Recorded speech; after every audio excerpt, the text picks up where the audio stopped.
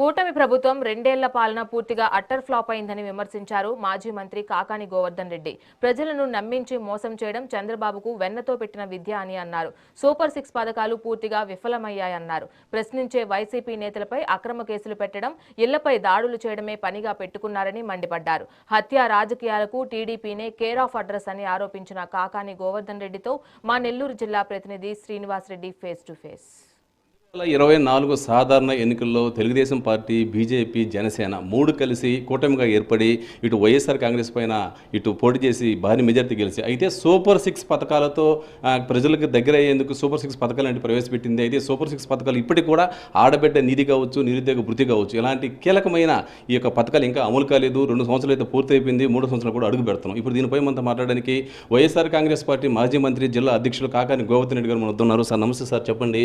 ఇటు కూటమి ప్రభుత్వం అధికారంలోకి వచ్చి 2 ఏళ్ళు అయితే అయిపోయి 3 సంవత్సరాలు కూడా అడుగు పెడుతున్నాము, కానీ ఇంకా కీలకమైన ఈ యొక్క పథకాలు ఆడబిడ్డ నిధి కావచ్చు, నిరుద్యోగ వృత్తి కావచ్చు ఇంతవరకు అమలు చేయలేదు సార్. దీనిపైన ఏమంటారు? అంటే చంద్రబాబు నాయుడికి ఎప్పుడు కూడా ఇచ్చినటువంటి హామీలను నిలబెట్టుకునేటువంటి సాంప్రదాయం, ఆనవాయితీ లేదు. అదేవిధంగా 2024లో కూడా అనేక రకాలైనటువంటి హామీలు ఇచ్చాడు. కేవలం ఈ 2 హామీలు, ఈ 2 పూర్తిగా అసలు దాని పేరే ప్రస్తావించడం లేదు.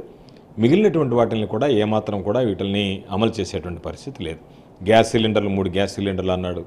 గ్యాస్ సిలిండర్లు కాదా, గ్యాస్ సిలిండర్లు మొత్తం నేను బ్యాంక్ ఖాతాలో జమ చేస్తానన్నాడు. చంద్రబాబు ఇచ్చినటువంటి హామీ ప్రకారం సంవత్సరానికి 3 ఉచిత గ్యాస్ సిలిండర్లు ఇస్తానని మహిళలకు హామీ ఇచ్చాడు. గ్యాస్ సిలిండర్ల రేటు ఎంత ఉన్నా సరే ఆ గ్యాస్ సిలిండర్లు 3 వాళ్ళకి సప్లై చేయాల్సినటువంటి బాధ్యత చంద్రబాబు మీద ఉంది. దాని నుంచి తప్పించుకొని నేను 3 గ్యాస్ సిలిండర్లకు సంబంధించినటువంటి నగదు బదిలీ చేస్తానని అది ఎగ్గొట్టాడు.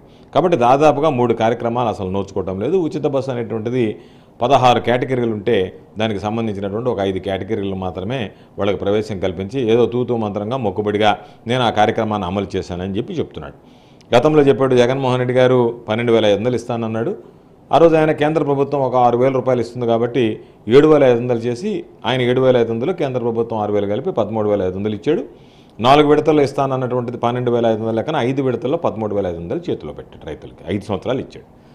చంద్రబాబు నాయుడు కేంద్ర ప్రభుత్వంతో సంబంధం లేకుండా 20,000 నేను ఇస్తానన్నాడు. అధికారంలోకి వచ్చిన తర్వాత వాళ్ళు 6,000 ఇస్తారు, నేను 14,000 ఇస్తానన్నాడు.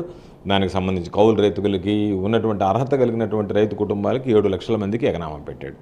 అదేవిధంగా మనం చూసాం తల్లికి వందనం సంబంధించి ఇప్పటికీ పాపం కాగితాలు ఎత్తుకొని సచివాలయాల చుట్టూ తిరుగుతున్నారు పేద మహిళలు.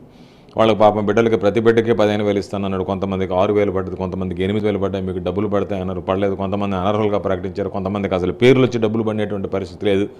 కాబట్టి ఏ కార్యక్రమం కూడా సూపర్ 6లో కొన్ని అసలు ఇవ్వలేదు, కొన్ని అరాకొరగా ఇచ్చి నేను పూర్తి చేసినానని చెప్పుకునేటువంటి పరిస్థితుల్లో ఈరోజు ప్రజలందరూ కూడా మాట్లాడుతున్నారు. చంద్రబాబుకి హామీలు ఇవ్వడం అలవాటు తప్ప నెరవేర్చేటువంటి అలవాటు లేదు అని చెప్పి ప్రజలు బాహాటంగా మాట్లాడేటువంటి పరిస్థితి.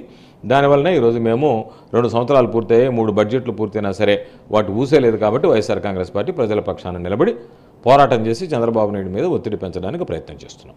సార్, అయితే ఈ డిఎస్సి గురించి మీరు తీవ్ర స్థాయిలో ఆందోళనలు చేస్తూ ఉన్నారు. ఇటు ఒక్కొక్క డిఎస్సి పోస్ట్ను 15 లక్షల పైగా అమ్ముకురని చెప్పి కూడా ఇటు సిబిఐ విచ్చిన కూడా కోరుతున్నారు. అయితే మీరు ఈ విధంగా ఆరోపణలు చేస్తుంటే ఇటు మత విద్వేషాలు రెచ్చగొట్టడానికి వైఎస్ఆర్ కాంగ్రెస్ పార్టీ ఇలాంటి ప్లాన్ చేస్తుందని చెప్పి సాక్షాత్ ముఖ్యమంత్రి గారు ఆరోపిస్తున్నారు. డిఎస్సిలో జరిగినటువంటి అవకతవకల్ని ఆధారాలతో సహా స్పోర్ట్స్ క్వాటాలో ఏ విధంగా అవకతవకలు జరిగాయి, మీరు ఇచ్చినటువంటి మెరిట్ లిస్ట్ ఏ విధంగా మీరు మొక్కుబడిగా చేశారు, మెరిట్ లిస్టులో ఎటువంటి తప్పులు దొరికాయి, ఎటువంటి వ్యక్తుల చేత మీరు అప్లోడ్ చేయించారు, ఏ విధంగా కోర్టు కేసులు ఉన్నాయి, ఏ విధంగా అర్హత కలిగినటువంటి వాళ్ళ అధ్యాపకుల్లో వాళ్ళకి ఒకే పోస్టుకి ఒకే ఉద్యోగం ఉన్నట్టుగా మీరు ఏ విధంగా ఇచ్చారు, కోర్టు ఒక పక్క వాళ్ళ స్థాయిని బట్టి వాళ్ళ శక్తిని బట్టి వాళ్ళు ఏ దానికైతే సెలెక్ట్ అవుతారో దానికి బట్టి ఇవ్వండి అని అంటే ఆ విధంగా కాకుండా మీ అంతటా మీరు సెలెక్ట్ చేసి ఒక్కొక్క పోస్టుకి ఒకటే అభ్యర్థి అన్నట్టుగా మీరు పిలిచేటువంటి అధికారం మీకు ఎక్కడుంది?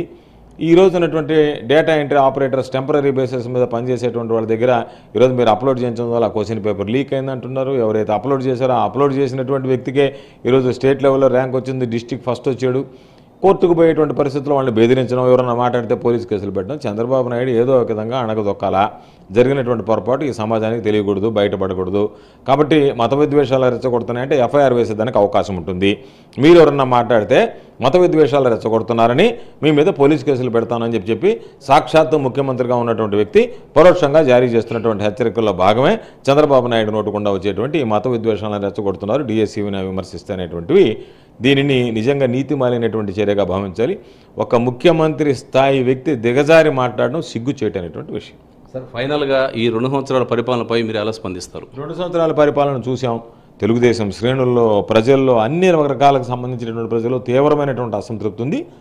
రాష్ట్ర ప్రజలందరూ కూడా ఈ 2 సంవత్సరాల్లోనే చంద్రబాబు నాయుడు ఎప్పుడెప్పుడు దిగిపోతాడా, జగన్మోహన్ రెడ్డి గారు వస్తే బాగుంటుంది అనేటువంటి భావన ప్రజల్లో కలిగింది.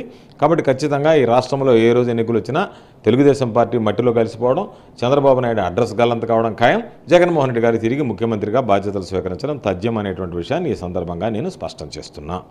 Thank you sir.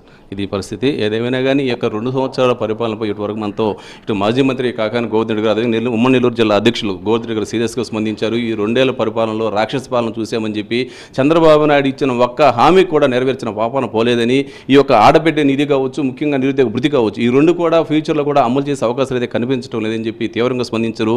అదేవిధంగా దీనికి సంబంధించి ఈరోజు వెన్నుపోటుకి 2 ఏళ్ళు అని చెప్పి ఒక పత్రిక కూడా రిలీజ్ చేశారు. అంటే ఈ రేపు 4వ తేదీ నుంచి 12వ తేదీగా ఈ యొక్క వెన్నుపోటుకు 2 ఏళ్ళు అనే ఒక కార్యక్రమానికి సంబంధించి కొన్ని యొక్క కార్యక్రమాలు చేస్తామని చెప్పి ఈరోజు పోస్టును కూడా ఇటు కాకాని గోవర్ధన్ రెడ్డి చేతుల మీదకి ఆవిష్కరించడం జరిగింది.